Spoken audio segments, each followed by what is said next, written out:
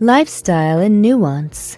Alright, so after all the science, the side effects, the myths, and the internet chaos, I want to bring this back to real life. To you.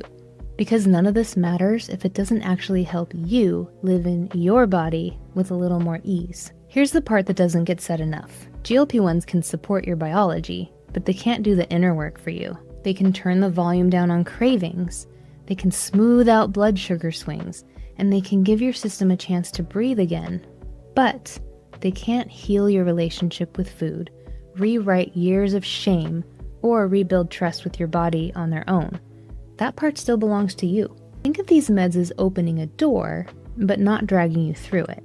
When the food noise quiets and your body isn't shouting at you all day, there's suddenly space to notice things that you may not have been able to feel clearly before. Hunger without panic, fullness without guilt, satisfaction without the mental spiral afterward.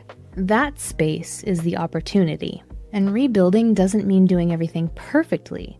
It means getting curious instead of critical. Strength training becomes about feeling capable in your body, not burning something off. Eating enough protein and fiber becomes about supporting your brain and digestion, not just chasing numbers. And sleep starts to matter because you actually feel the difference. Hydration, movement, rest, breathing. These stop being rules and start being support. Medication might amplify the signal, but your daily choices are still the conversation. This is also where nuance matters. GLP-1 medications aren't villains. They're also not heroes. They're tools. Helpful ones. Powerful ones. And like any tool, they make sense in some contexts and not in others. Some people will benefit long term.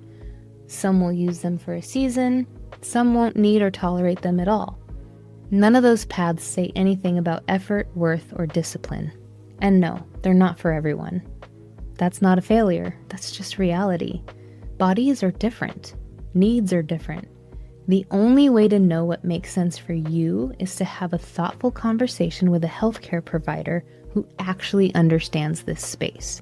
Not a headline, not a comment section, and not a sketchy ad. If you've lived for years in a body that felt constantly hungry, tired, and misunderstood, and a medication finally brings some relief, that's not cheating. That's addressing biology. And if you choose a different path because you're reconnecting with your cues or simply don't need this tool, that's also valid. This isn't about picking sides. It's about picking yourself. Health isn't a moral ranking system. It's an ongoing relationship between your biology and your behavior. And for the first time, we're starting to treat metabolic health as the complex, layered thing it actually is, instead of a personal flaw. And if you're like me, and you can't resist a good research rabbit hole, I've got you covered. I pulled together every study, every article, and every interview I dug into while researching this topic and put it into one big, fat GLP-1 research PDF. The link's in the comments. Go explore, highlight things, question things, nerd out, and I even included the studies that weren't great because that's part of learning too. Because at the end of the day, curiosity is a superpower. It's how you learn to listen to your body, question the noise, and start unveiling the beautiful beast within you.